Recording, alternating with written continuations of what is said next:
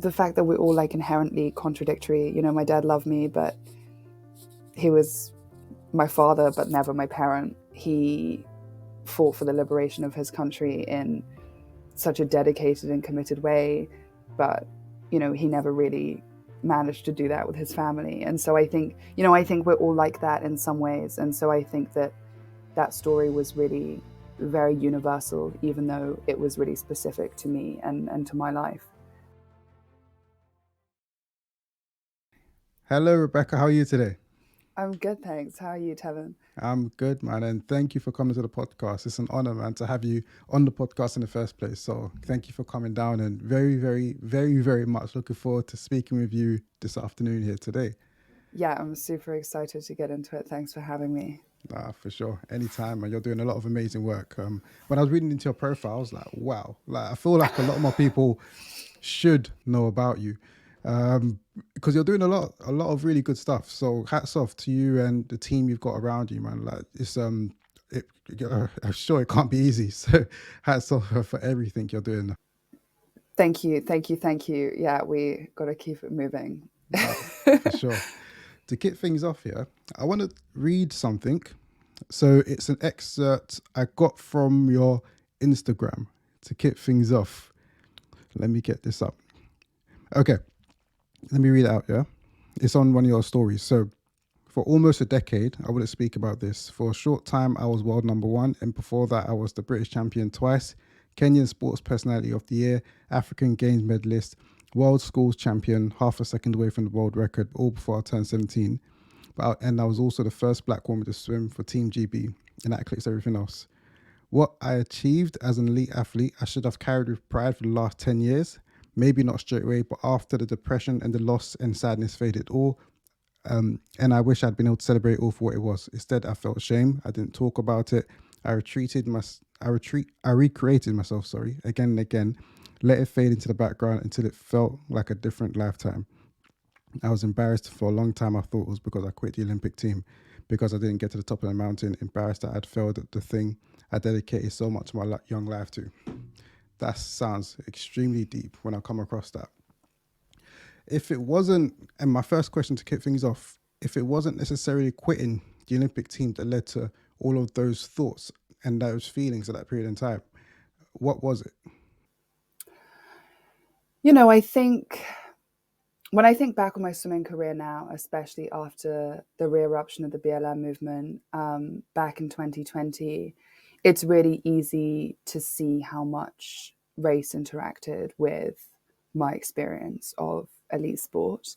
I think especially a sport like swimming, where, you know, you are really the only black person on poolside. You're the only black person in the pool. And also, when I was an athlete, you know, 10 plus years ago now, showing my age, um, we weren't talking about race in the same way that we do now. You know, there wasn't really like a huge amount of language to talk about the kind of subtle microaggressions and racist undertones that you felt every day. And so, you know, I was very hyper kind of politicized as like a 15 and 16-year-old because I was the first black woman to swim for Great Britain.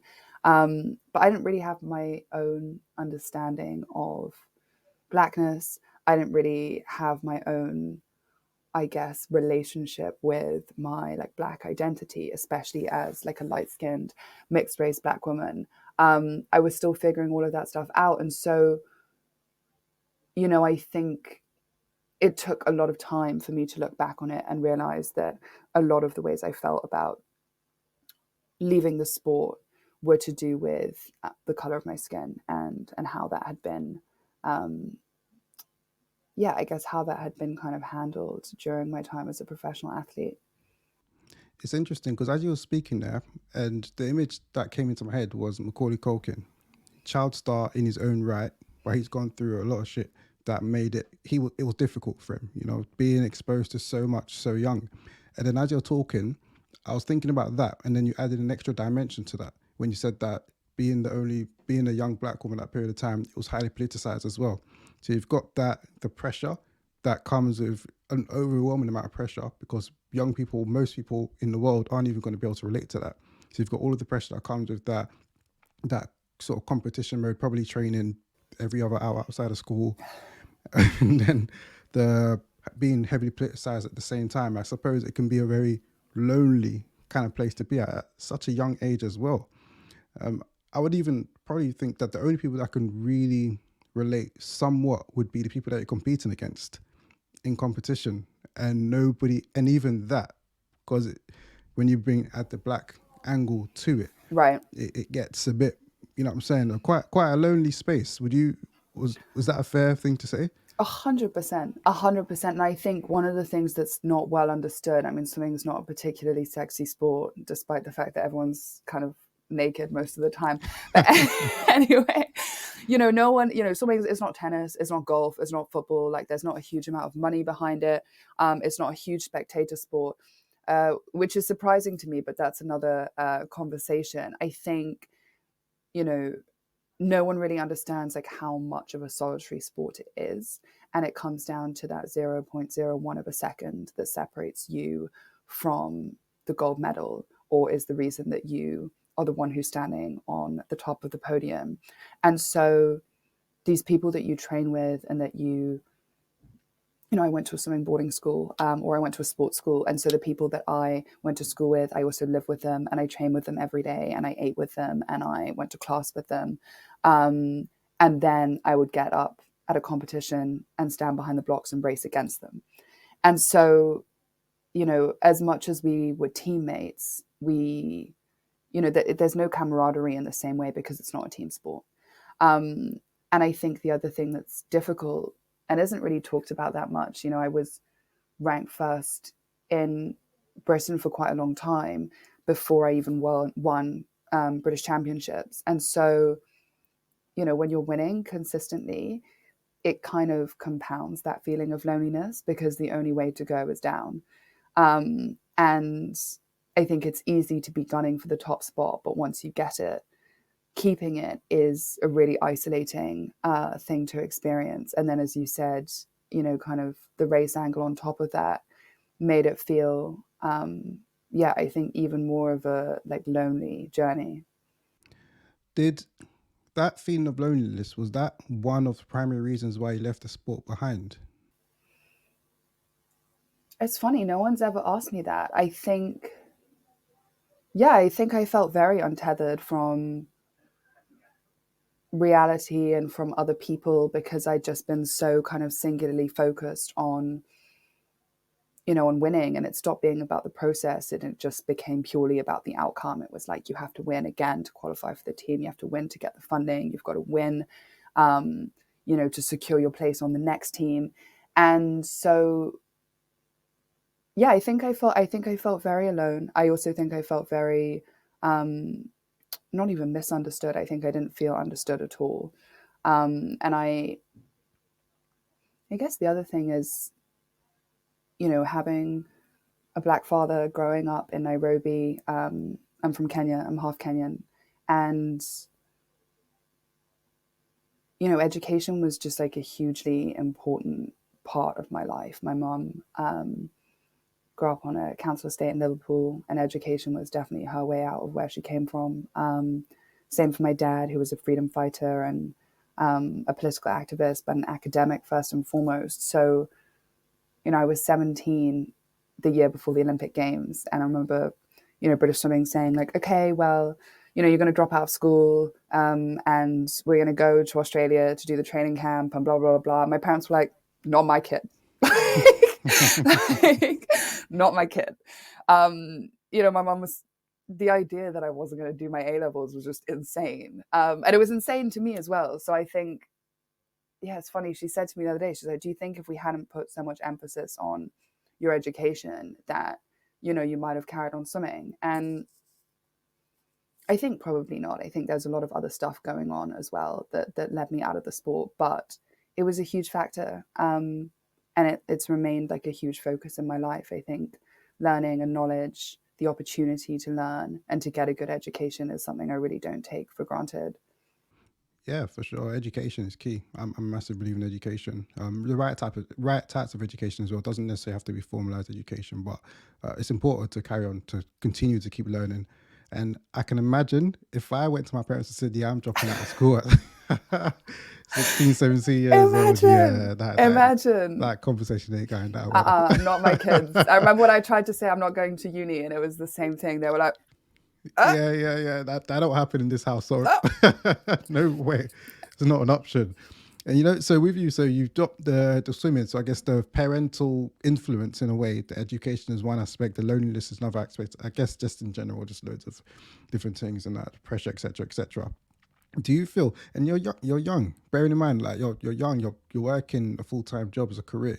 And I've heard of some people. So I've got a friend who could have been a footballer and then sort of fell out of love with the sport, and he still plays now but more just recreationally, and he was like, it became a job, and 100%. he fell out of love with it when he was younger, because now you got to go, instead of just playing when you want to play, you have to go every single day at this time and then train and do drill after drill. It's not fun anymore, and you got to emphasizing upon the fact that you're young, you're still learning about yourself. I'm 29, I'm 30 soon actually, and I'm learning about myself still Mm, till today. You mm. go through new experiences and you learn more about yourself, and you grow and you shaped and you mold into whatever person you become. And you're young, you're still learning about yourself. And I'm thinking to myself that as well as it being lonely and everything like that, but with you being so young and still learning about yourself, do you feel that being in such a public and high politicized space at that period of time was good for you at that period of time, or was there pros and cons to it? Yeah, I mean, definitely pros and cons, as there are to every kind of intense situation, right? Like you learn a lot about yourself very quickly because you have to be really resilient. You definitely grow up too fast. And, I think that really comes with its own drawbacks, especially, people talk a lot in the Black community about like adultification. And I think there's an expectation that, you're definitely treated older than you are. And especially for young girls, um, developing into women, that can be a really strange environment to be in. Um, I'm trying to think. I mean, with elite sport, the idea is that you push yourself beyond what you are humanly capable of, right? Like that's why you do it. And on some level, you have to love that, right? Like you have to love the pain, you have to love the training, you have to love, the idea that you might achieve the dream one day. But also you hold that intention with the reality that you might not. And so we do this day in, day out for that one moment where you run the perfect race or you score the perfect goal, or you swim the perfect length. And that kind of has to be enough to sustain you. And I think when you're young, it's easy to, um, it's easy to kind of focus on that day in, day out when, like you said, you still have love for the sport. Like I love to swim. I still find it easier than walking. I love being in the water. I love being in communion with my body and like that kind of movement. So I really loved to swim and I was naturally good at it from the first moment.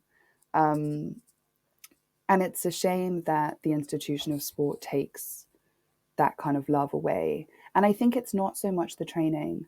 Um, it's more that your body becomes, you know, there are lots of stakeholders in your success, and your body becomes like a kind of commodity, I guess.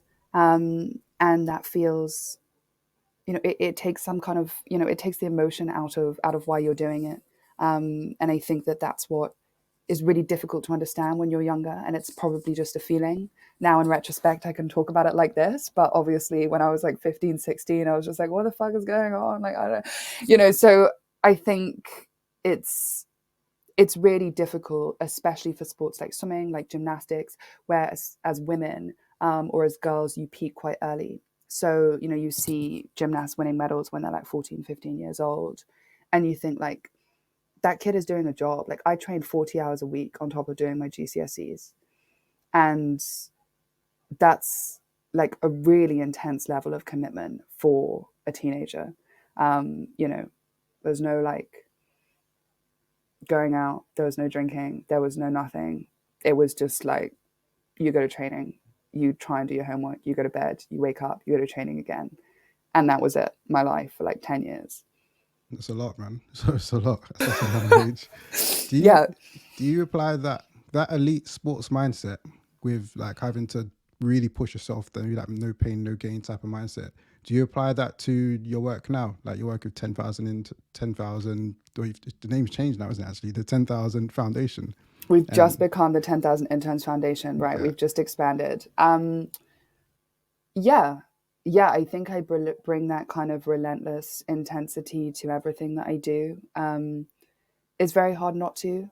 I think that when you compete at that level for such a long time, um, you know, it just, I don't know, it really changes you. You become somebody who is quite all or nothing. You become someone who is like very comfortable being uncomfortable. And I think that that is something I bring to work. And, you know, I have to learn to mediate myself because sometimes I have expectations that other people, you know, will like, you know, I think, why would you not want to operate in this way? You know, I'm like, well, we could just do it now. Like, why don't we just do it now? You know, people are looking at me like, this girl's crazy and she's in charge. So maybe we have to do it. Yes, I'm learning how to be a quote unquote normal person, and I'm learning how to have a normal life that has flexibility in it and has spontaneity and has rest, and has, you know, maybe just calling it done because that's okay for today. But it's hard. It's hard when you've been trained and taught for 10 years that excellence is the only thing that's acceptable and perfection is the goal. So yeah, that's something that I bring to my leadership at 10,000 Black Interns. And like all things, it has its pros and its cons. yeah. I want to take a little side step, but a slight backtrack, I should even say, yeah, and talk a bit about the documentary that you produced, the Breakfast in Kisumu. That's So right. earlier you spoke about your parents. Your mum grew up in a council estate, Liverpool. Your dad was a freedom fighter, and obviously your dad is the person that you're interviewing within the documentary in of itself. What was the message that you were trying to convey in filming that doc? Was there a message you were trying to convey, or was it more like a personal journey that you were just bringing us along on? I guess a little bit of both. I think, you know, I've always seen myself as like a conduit between two worlds. I think being mixed race, especially being Kenyan British, you know, like one half of me kind of colonized the other. And so it's, as my dad would say, it's like born upon me to be this translator as I get to move between these two spaces. And so when my dad passed away, you know, my praxis has always been about cultural literacy and, you know, helping people to understand, you know, different cultures, different spaces, different kinds of experiences. And I think that that's really, you know, that does a lot of good decolonial work. You know, it helps to make different ways of knowing more normal, and more accepted and more accessible.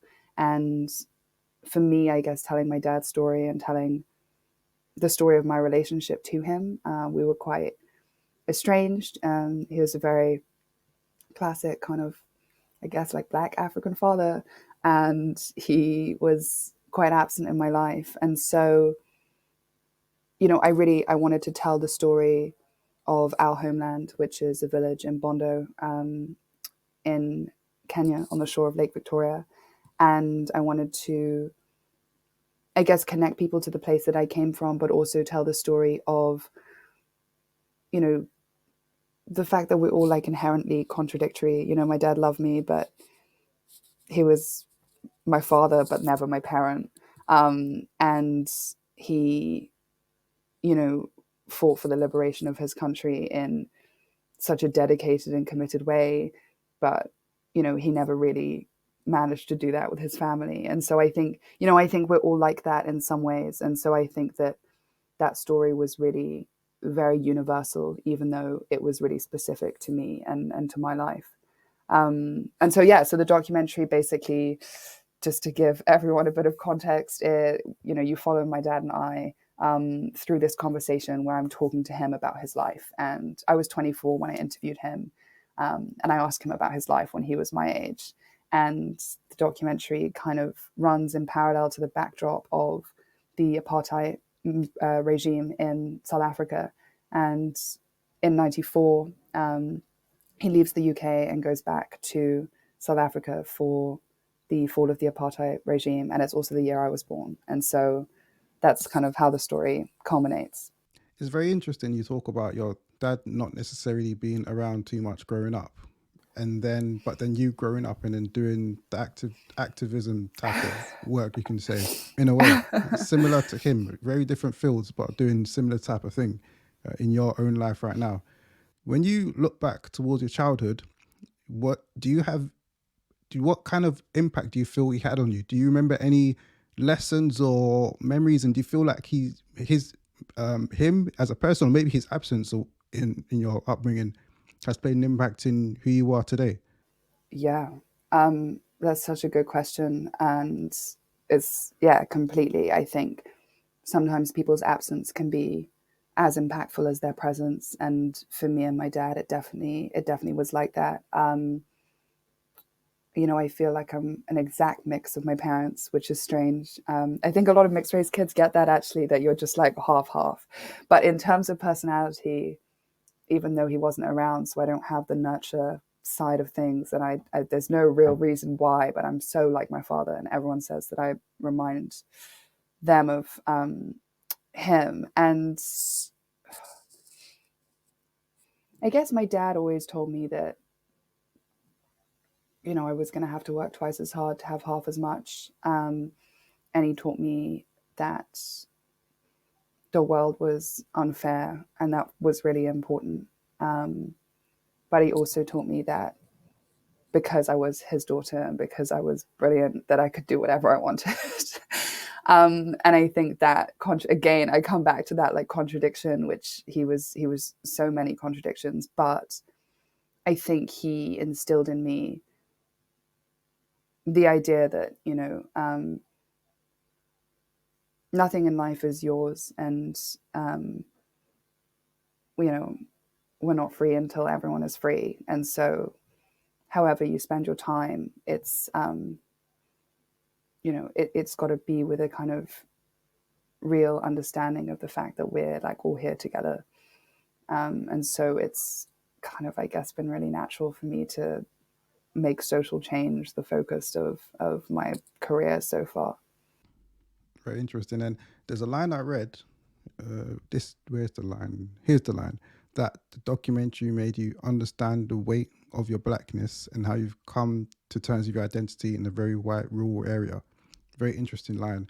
And when you was talking before, you was talking, paraphrasing a bit, but talking about coming to terms with identity, one side of your family as another side of your family, etc. That kind of thing. It's a very interesting word you're using, and very descriptive, very interesting word you're using. I'm just wondering, without growing up with your father being around like that, have you gone through some kind of a journey of self-discovery, or discovering your identity? And if you have, what did that look like? Yeah, that's a really good question. I mean, I was really lucky that I grew up in Kenya.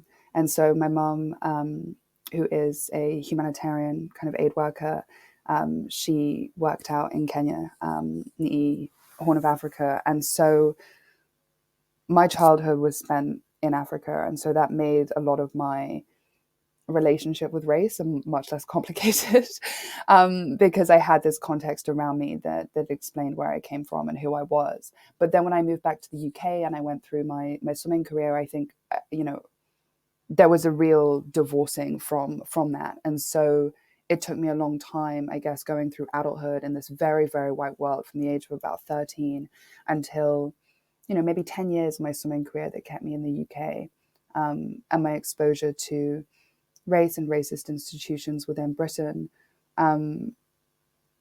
there's definitely all of that was really internalized. And so when my dad died, the documentary was part of, I guess, that journey of, self-discovery, if you want to call it that, or, identity formation or consolidation. And it was the first time I went back to the village where I'm from as an adult. And yeah, it felt really important to understand that, although I am a mixed race and I have British heritage and I have white heritage, I will always be Black first, because I wear it on my skin every day. And so I think, that relationship with my ancestors, with the people that came before me, with my father, with the land that we're from, that is something that I kind of carry with me all the time. And it was only in going and kind of finding that by myself. And after he was gone, I don't know. I think if my dad hadn't died, I don't know if I would have done that work as intensely or as intentionally as I did. Yeah, and the documentary was the precursor behind you starting up your business. I might be butchering the name, so correct me if I'm wrong. Nyar K'Odero, is that right? Nyar K'Odero Group. Yes, yes, Ah, it's a yeah, Luo. yeah. It's a Luo word. Very good. That was very good. Ah, great, great. NKG to keep it Yeah, short. But NKG, NKG. that was the precursor behind you starting that. And then with that, so from what I understand, it's more like content creation, essentially helping people to tell their stories That's right. through visual means.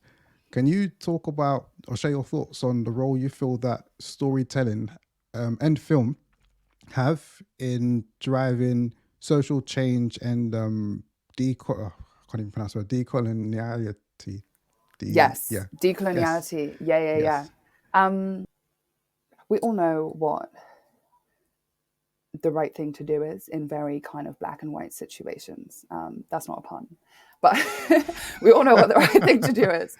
But that is something very different from fairness and equality, because we all understand fairness as being very specific to our circumstances and very unique to our understanding of the world. And so I think when you talk about kind of racial equality, when we talk about diversity or inclusion, all of these buzzwords that have become, something completely different, you have to remember that when you tell people like it needs to be fair, or it should be fair, or that's not fair, their understanding of that word is going to be wrapped up in all the things that they've experienced, right? Like we have a huge white working class in Britain who has been forgotten at every turn by the government, who has suffered through austerity, who have had mining towns closed, who have lost industry, etc. And so their understanding of fairness in the face of rising immigration is the thing that's led to some of the really divisive and frankly like horrific kind of right-wing propaganda that we're seeing today. But fundamentally, people's understanding of what is fair is theirs. And so I think you can't tell people what the right thing to do is when it comes to fairness, but you can show them, and through empathy and through storytelling and through experiences of living in another's world. My relationship with my dad, it's about the small village in Kenya and these other kind of far-flung countries that he lived in, like Lesotho and you know um, other places in South Africa. And it's not necessarily the case that everyone can connect to that geography or everyone understands like where what he's talking about all the time, but like they can connect to the relationship between a father and a daughter, and they can see the struggles in that, and maybe it mirrors something in their own life, and we understand that we're not as different as we think we are. And that I think can do a lot to promote social change and social cohesion, which I think is what was we need if we're going to share the world. And I think that the film specifically and storytelling in general, it also allows people to understand that difference isn't necessarily something to be feared. Yeah, and I like what you said there. When people might not necessarily be able to relate to your dad being from living in certain places and etc. etc. You might have lived your whole life in the UK, for example. You don't have any experience of that kind of thing, but you can empathise with the relationship aspect maybe, because I'm sure there's a lot of people that will be able to relate to that aspect of it. For example, there's different ways in which people can relate and then empathise and then take away whatever they need to take away from the story, from the film. And I'm a massive believer in storytelling myself as well. I think it's one of, if not the best medium to share messages, because so in a way that people can empathize with. Nobody likes to sit through a 30-minute PowerPoint presentation with just facts and figures. You're gonna fall asleep. It's boring, but For sure. I can sit down and listen to story. It's cool. Yeah. It's interesting, and it's a fun way to No, take on completely. board new things and to learn. I think so. Yeah, no, that's it, man. Love that. All right, let's talk the 10,000 Interns Foundation now, it's called. Okay, let's do it. Yeah. How did that role come about? And also with the recent shift from 10,000 Black Interns to split into the two different companies or groups within the 10,000 Foundation, what's the vision for the future of the group? Okay, well, I'm trying to think about this. So before COVID, my dad was, as I said, my dad was an academic. He was a professor, and one of the things that he always told me was like, you have to get your PhD. You have to get your PhD. And so when he died, I thought, oh, thank God, like I don't have to get my PhD anymore. But after I'd made the film and spent so much time with him, eventually I was like, oh God, like I'm gonna have to, it kept calling me back, and I was like, fine, I'm gonna go to grad school. So I moved out to America, to the Midwest, and I was going to start my PhD in African cultural studies, and then COVID happened, and it was all a complete shit show. And I ended up coming back to the UK, and I put my PhD on pause, but not forgotten. Yeah. Dad, maybe I'll go back to it. Anyway, I'm never going to finish my PhD. Anyway, so I started my PhD and I'd come back to the UK, and I was kind of a little bit adrift, as everyone was, I think, during COVID, and a lot of people who had plans that kind of didn't work out or worked out very differently to the way they thought they were going to. So I was running NKG, and I just dropped out of grad school, and then I got a message out of the blue about this organization called 10,000 Black Interns. And I wasn't in the UK during COVID and the re-eruption of the BLM movement. Obviously, I was in America, so I didn't know about this initiative that had been started. I started talking to some of my friends about it, and I was like, hey, like these people kind of approached me and asked me about this company. Like, do you guys know what it is? And everyone knew what it was.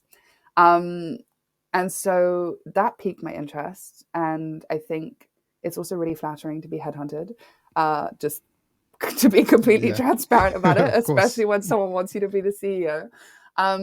So, it's weird because when I started the interview process, I really didn't think, number one, that I was going to, keep kind of moving through the process. And number two, I didn't think that I wanted the job.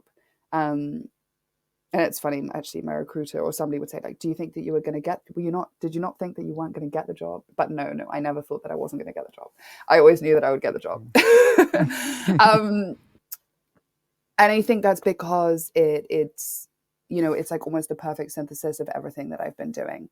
Right, we focus on access to opportunity, and we create paid internships for initially young Black talent, and now we've just launched a new program for disabled students and graduates of all ethnicities, so trying to really tackle the insane inequality and kind of employment gap between disabled and non-disabled communities.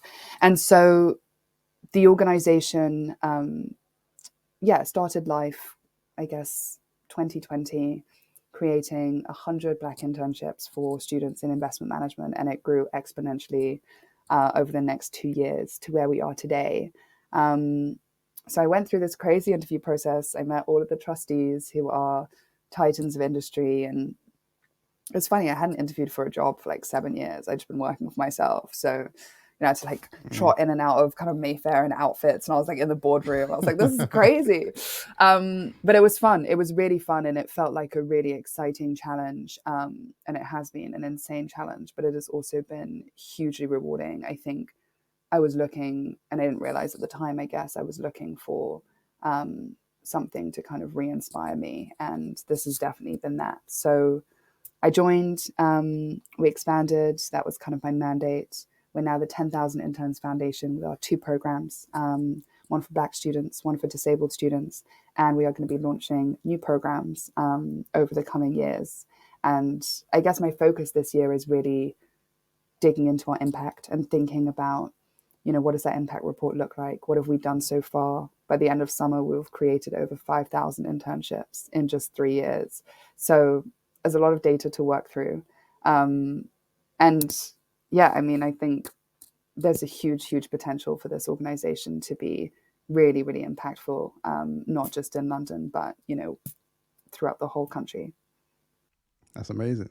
So, we've condensed your story into literally like 36 minutes. And there's going to be a lot of stuff that we haven't necessarily been able to touch on, but you've spoken a bit about your swimming career, your relationship with your father, NKG, 10,000 interns, sort of come around full circle. Do you feel like you've come to a place of peace within yourself where you are now? It gets easier every year. I feel more settled. I feel definitely at peace with the things that, made me feel like my place in the world was uncertain. I know who I am, and most of the time I know who I want to be. And probably about 80% of the time I manage to be that person. And so I feel peaceful. I think I would love to see that mirrored in my physical life. I would love to just be still for a while. I've moved around a lot. I've spent my whole childhood moving countries every 3 years, and I traveled all around the world for 10 years with my swimming career, and that restlessness, I think, has stayed with me. So yeah, I'm hoping that the next chapter of my life, I'm just behind you, but I'm almost 30. I'm hoping that the next chapter of my life is full of, I don't know, new challenges, but also rest. That big 3-0 fast approaching. Hey, not too fast, okay? Cool. And then as we prepare to wrap up, final question, what advice would you give to somebody who's wanting to drive change in their life or in their communities? I think stay as local as you can, and don't get caught up in the overwhelming nature of social change. There are so many things that we need to address, and there are so many issues that we need to put right. But start where you are, with what you have today, and recognize that time is one of your greatest resources, and just spend it as wisely as you can. Amazing. That's it. Thank you so much for coming on. That's a 1000 Voices podcast. Thank you so much once again, Rebecca. I really, really, really enjoyed this conversation. Actually, it's very therapeutic. Actually, Everyone always says that about about my podcast. Thank you so much for having me, Tim. And this was really cool, really thoughtful questions. And it was really, really like an honor to be on 1000 Voices. I love what you're doing, so keep doing it. Thank you so much. Much appreciated. If anybody wants to keep up to date with yourself and the work that you do, how can they best do so? And then have you got any final words you want to share as well? Yeah. Well, follow me on Instagram. I'm sure you're going to link that here. And I post about everything that I'm doing and a lot of my work, which is kind of all I seem to be doing. But visit 10,000internsfoundation.com just to find out more about the organization. And if you are looking for an internship, sign up. All right, perfect. That's that. So thank you for tuning in, everybody. If you haven't subscribed to us yet, please do. It really, really does help us in amplifying the voices of the people that we get on this podcast. Get these voices out as far and wide as possible. We can work towards driving some change and challenging perceptions within this country. So please do subscribe and share the video if you haven't as well. But that's that for now. Thank you for coming to the podcast, Rebecca. Very, very much appreciated. This is 1000 Voices. We had the lovely Rebecca from 10,000 Black Interns or the 10,000 Foundation now. And for now, people, we're out.